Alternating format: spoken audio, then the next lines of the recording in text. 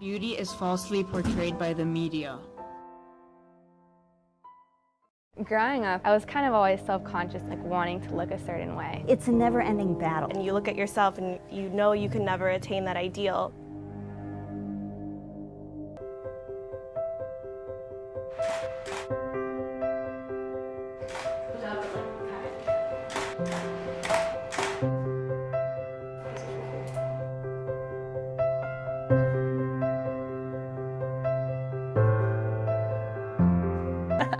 Wow. Oh my God.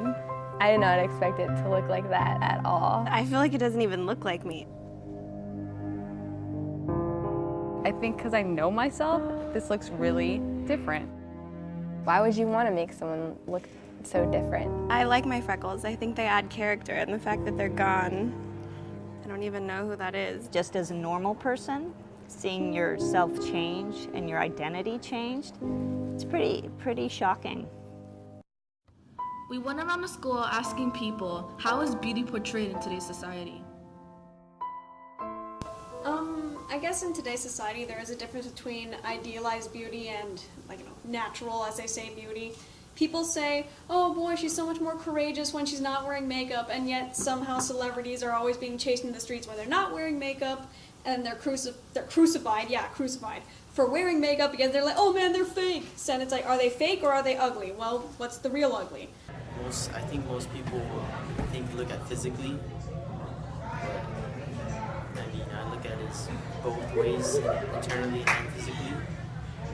Beauty is portrayed in makeup, weight, how much you weigh, and how you look, and what is your status in life.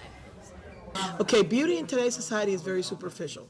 People only look at the physical beauty of a person, and there's so much more to a person than just their physical beauty. What happens if you are no longer beautiful, and the only thing that you have to live with is what you have inside? And that happens a lot to kids. How people dress themselves and what they choose to customize themselves with.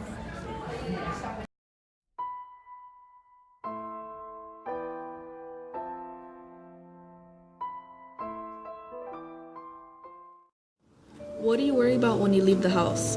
20 out of 55 people said appearance. What's the first things that come to your mind when you think of beauty? 17 out of 59 people said makeup. And what do you think are your best characteristics? 25 out of 77 people said their personality.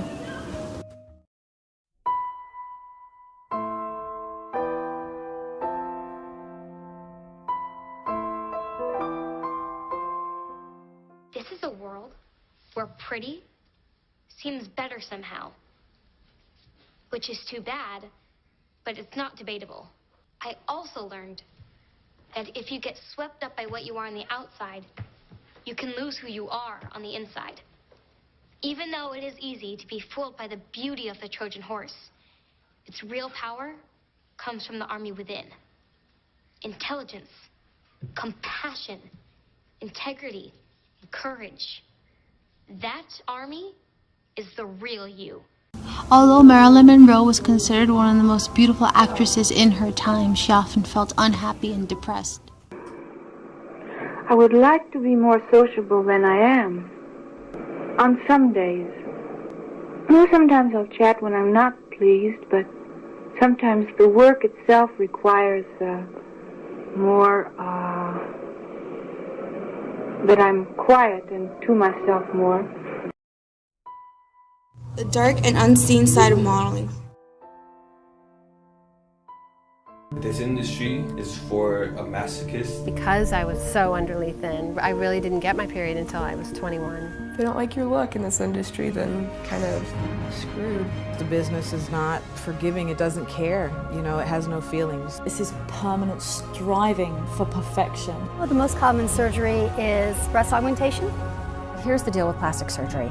If you look like you've had it, it is French over. women too buy into the idea that there's some fun of youth at the clearance counter. But perhaps because feminism never seeped into mainstream culture in France like it did here in America, they generally have a healthier and more realistic relationship with beauty. They take pleasure in cultivating their appearance and accentuating their physical differences from men.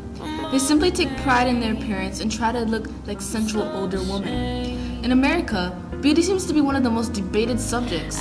Some say that they aren't beautiful, and others say that they aren't good enough for society. Many insecurities are built by the criticism and the judgment of today's society. Beauty is in the eye of the beholder. I am beautiful in every single way.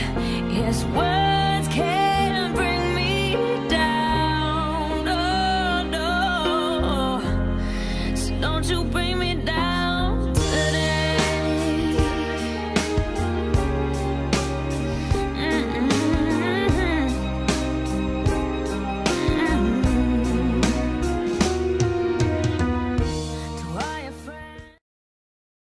The way the media affects women with eating disorders is not the sense that it causes it, but it condones it once you're in it. And it's seen, it's a more immediate option if you're looking for a way of punishing yourself. And it's often harder to get out of because, like you say, it's seen as the norm. I mean, I think there's even a sense in the media of a sort of a little badge of honour and a little bit of, absolutely. You know, why don't you catch a bit of anorexia? Yeah, magazine editors, mentioning no names, but particularly those in America, still fetishize skinny models. And when you compare the models in, say, American fashion magazines with British, American ones are much thinner. Right.